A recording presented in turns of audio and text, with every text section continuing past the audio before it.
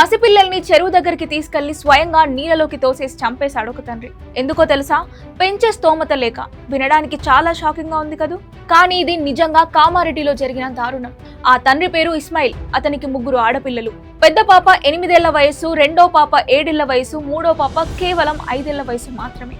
చిన్న పిల్లలని కూడా చూడకుండా అసలు ఇలా ఎందుకు చేశాడా అని ఆరా తీస్తే కారణం ఆర్థిక ఇబ్బందులు అని తెలిసింది. ఇస్మాయిల్ ఆటో నడుపుతుండగా అతని భార్య షాహీనా కూలి పనులకు వెళ్లేది. అతనికి సుమారు 5 లక్షల వరకు అప్పులున్నాయంట. ఆ అప్పులు ఎలా తీర్చాలో తెలియక, పోనీ ఆ పిల్లల్ని ఎలా పెంచాలో అర్థం కాక వాళ్ళని భారం అనుకున్నాడు. భార్య పనికి వెళ్లిన టైం చూసి పిల్లల్ని నమ్మించి తీసుకెళ్లి ఒక చెరువులో కలిపేశాడు. తండ్రి తనని ఆడిస్తాడేమో అనుకున్న ఆ చిన్నారుల ప్రాణాలు అలా గాల్లో కలిసిపోయాయి.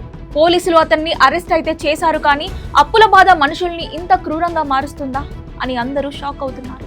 అప్పులున్నాయని పిల్లల్ని చంపడం ఎంతవరకు కరెక్ట్? ఇలాంటి దారుణాలు చూసినప్పుడు గుండె తరుక్కుపోతుంది. ఈ ఘటనపై మీ ఉద్దేశం ఏంటి? కామెంట్లలో చెప్పండి.